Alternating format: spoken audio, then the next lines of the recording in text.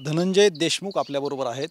मला सांगा, 70 दिवस झाले घटनेला आणि ही राजकीय ट्विस्ट वेगळे आपल्याला पाहायला मिळतात. ह्या सगळ्या एकंदरीत प्रकरणावर काय वाटतं आपल्याला? नाही, ही जी न्यायाची आमची भूमिका आहे किंवा जे न्यायाच्या भूमिकेमध्ये समाज आहे, त्याच्यामध्ये कुठंही कुणी दुजोरा दिला गेला नाही किंवा देणार पण नाहीत. न्याय भेटणार आहे.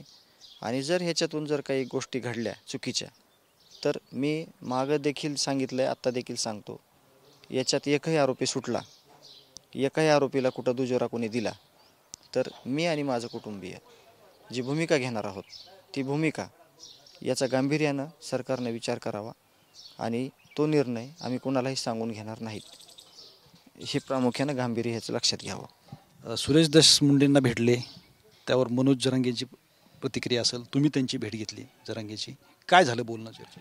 मी 11:30 वाजता इथून निरोप दिला होता, दादांकडे भेटायला यायचं आहे, त्यांची तब्येत ठीक नव्हती परवा दिवशी. तर मी काल तिथं जाता जाता मला उशीर झाला, 5 वाजता गेलो मी.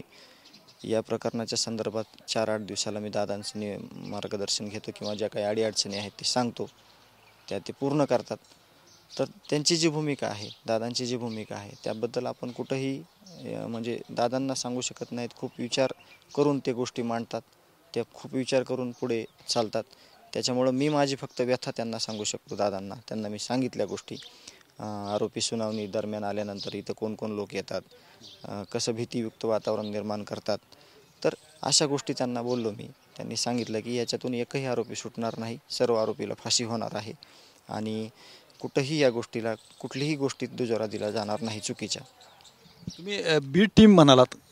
बी टीम म्हणजे तुमच्या मनामध्ये दहशत कायम आहे का? आणखी नेमकं तुम्हाला भीती आहे का, किंवा न्याय मिळेल किंवा नाही ह्याची अपेक्षा आहे? न्याय मिळणार आहे. मुख्यमंत्री साहेबांना दिलेला शब्द आहे की तुम्हाला न्याय मिळणार आहे.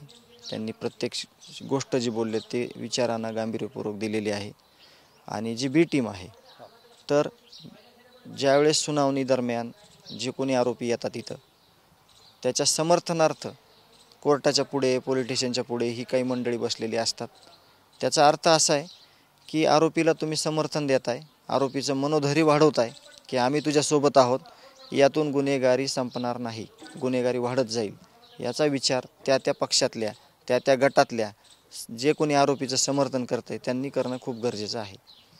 या एवढ्या 70 दिवसामध्ये तुम्हाला कुणी फोन केला आहे, कुणी प्रेशर आणलं का? ह्या तुम्ही जे आता बी टीम विषय निघाला म्हणून बोलतो, यापैकी कुणाचा तुम्हाला फोन, कुणाच्या थ्रू फोन आला आहे, धमकी वगैरे असं काय आहे का? नाही, मी ज्या वेळेस काही घटना घडल त्या दिवशीच बोललेलो आहे. विनाकारण इथं बसून मी काही अंदाज लावत नाही. ज्या गोष्टी मला समोर आल्या, ज्या दिसल्या, ज्या घडल्या माझ्यासोबत, एका गोष्टीचा CCTV फुटेज आहे. ज्या दिवशी मी अर्ज दिला आहे 2 जानेवारीला या मागच्या महिन्यातल्या, त्या दिवशी CCTV फुटेजमध्ये सगळी घटना आहे. कशाप्रकारे मला आरोपीचे फोटो दाखवले गेले, कशाप्रकारे तिथं मला बोलण्यात आलं, हे मी लगेच लेखी स्वरूपात तिथं अर्ज दिलेला आहे. तर अशा घटना घडल्या ज्या दिवशी मी त्या दिवशी प्रसारमाध्यमांना सांगितलेल्या आहेत, नव्हे तर लेखीसुद्धा आपण दिलेला आहे. अशा गोष्टी घडणं ही अत्यंत दुर्दैवाची गोष्ट आहे. ह्याच्यामध्ये राजकारण दिसतं का तुम्हाला ह्या सगळ्या घटनेमध्ये? राजकारण जे आहे ह्याच्यामध्ये कुठलं, त्याचा विचार जे कोणी न्यायाच्या भूमिकेत आहेत त्यांना गांभीर्यानं घ्यायची गरज आहे. त्याचं एक सांगतो मी, आरोपीचे अजून देखील स्टेटस, आरोपीला अजून देखील समर्थन करणारे जिम्मेदार व्यक्ती जे आहेत त्यांना कुठंतरी जरब बसला पाहिजे. त्यांना कोणीतरी त्यांच्याच जवळच्या माणसाने जॉब विचारला पाहिजे की तुम्ही आरोपीचं समर्थन का करताय.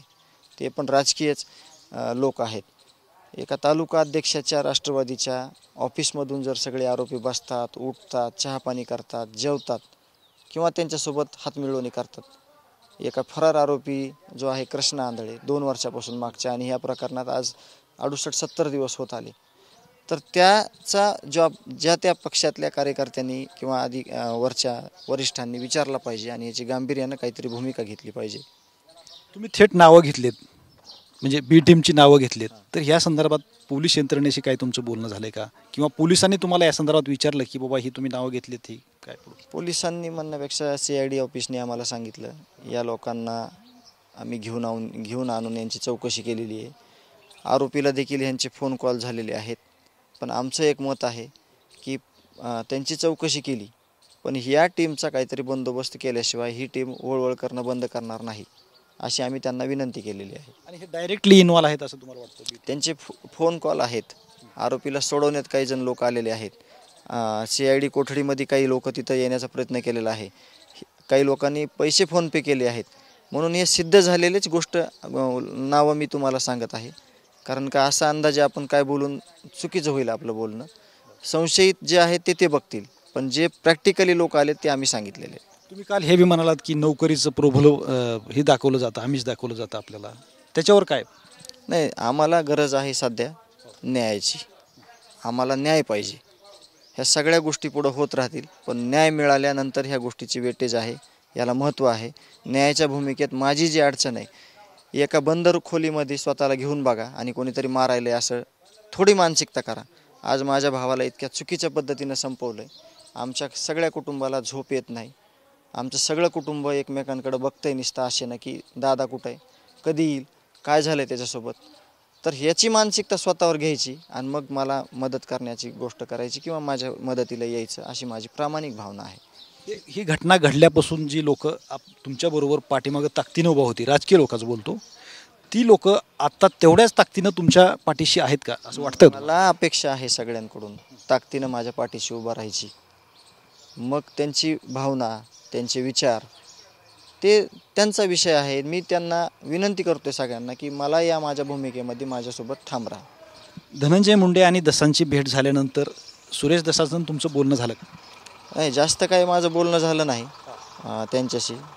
पण मला म्हणजे मी पण एक पीडित आहे. म्हणजे मलाही कळत नाही नेमकं की म्हणजे काय व्यक्त हो, काय करायला पाहिजे. मी आदरणीय मनोजदादांना सांगितलं रात्री की मी खचून चाललो आहे, मला न्याय पाहिजे आणि माझी पुढची भूमिका जी असेल, जर मला कुठं ह्याच्यामध्ये कुठं कच्चा दुवा सुटलेला असेल किंवा एखादा आरोपी सुटायचे चान्सेस असेल, तर मी माझा निर्णय माझ्या कुटुंबाचा मी एकदम समाजासाठी चुकीचं असेल की बरोबर असेल मला माहीत नाही, माझ्यासाठी बरोबर असेल आणि मी तो घेणार आहे.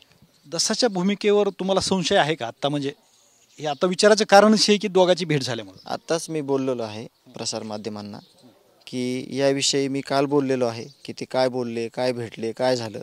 यापेक्षा महत्त्वाचं की आता ते पुढं काय करणार आहेत, काय होणार आहे ते समोर येणार आहे.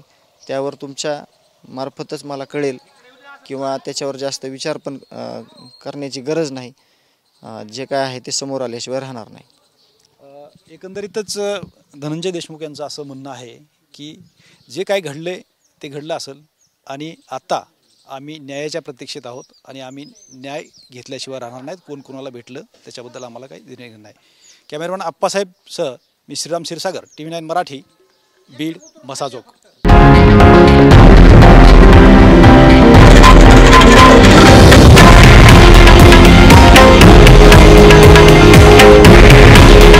हे आहे देशातील नंबर 1 न्यूज नेटवर्क आणि आपण पाहत आहात TV9 मराठी. काळजी तुमची, हित महाराष्ट्राचं.